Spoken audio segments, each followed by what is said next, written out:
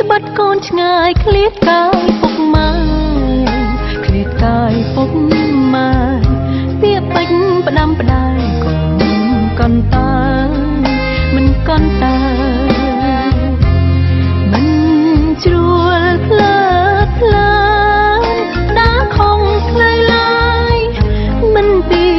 ត្រាជីវិតលៀបពោ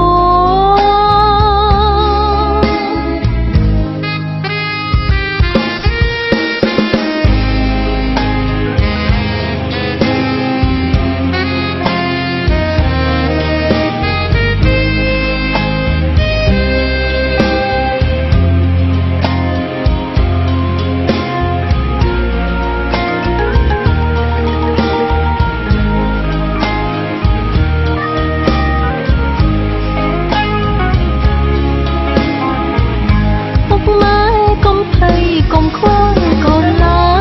យកុំខ្វល់កូនឡើយកូនស្រីធំហើយអាចខ្លាចខ្លួនបានសូមត្រឹមឃើញលោករស់នៅសុខសាន្តកូនក៏ស្រស់ស្រានស្ងប់ចិត្ត